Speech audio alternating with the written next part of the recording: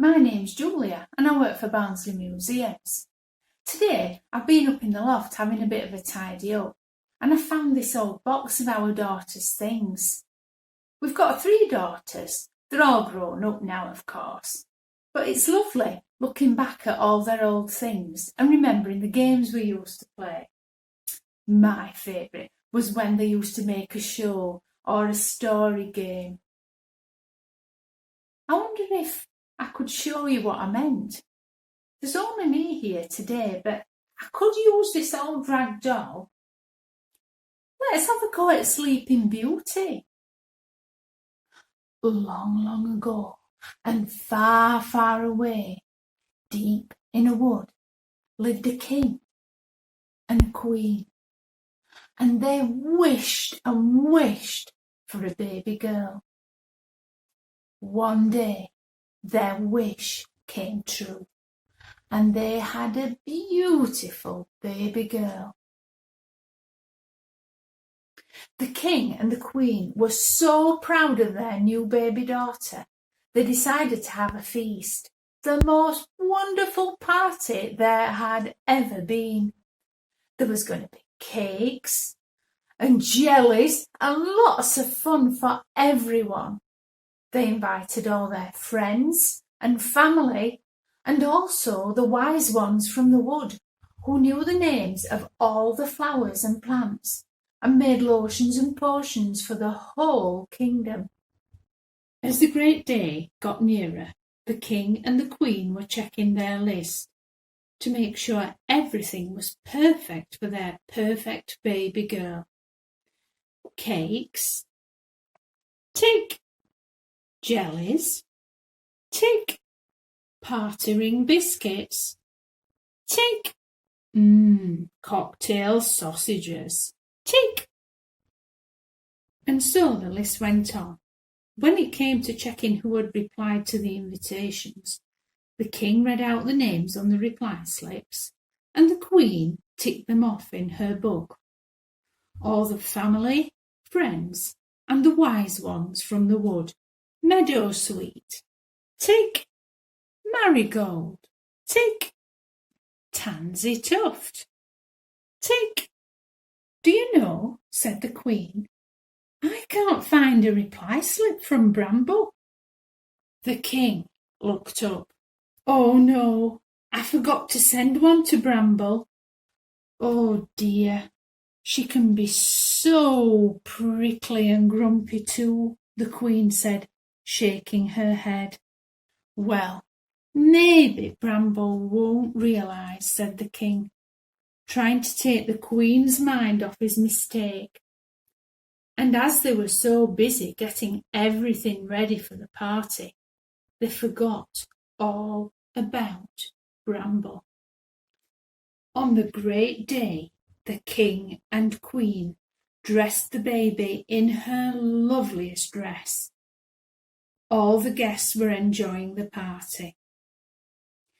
When it was time for them to go, each guest came to say thank you and wish the family well. When it came to the turn of the wise ones of the woods, first Meadowsweet and then Marigold gave her their wise wishes. I hope she will be happy all her life. I hope she will show kindness to everyone. Suddenly, at the back of the room, everyone started turning round and moving back. It was Bramble, in a bad mood. Ha! Happy all her life? We'll see about that. So you thought you could forget about me, did you? Well, when the princess is 16 years of age, she will prick her finger and die. Ha ha ha ha! Everyone gasped at such a cruel wish, and the king and the queen were very, very upset.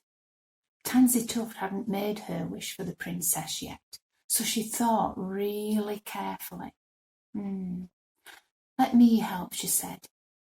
I can't undo Bramble's bad wish, but I can change it a little. the princess will still prick her finger, but she won't die.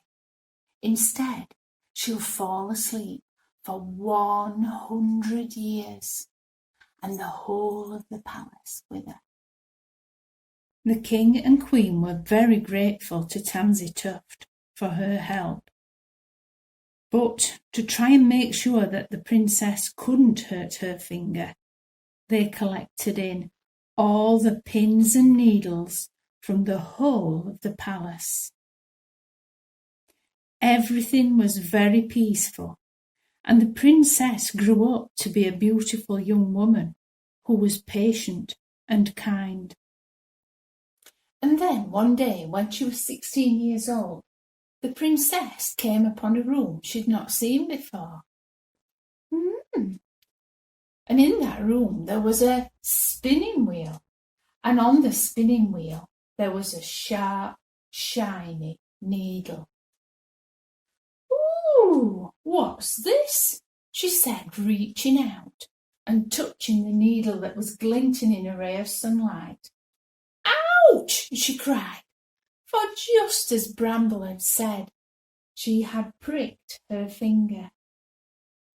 She fell to the floor and was soon fast asleep, and slowly, like clockwork toys that need rewinding, the rest of the people in the palace all fell fast asleep.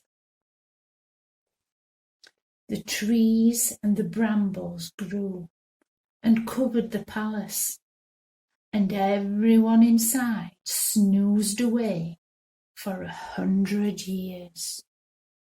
Now, all that time, the wise ones in the wood were whispering the story from one to another.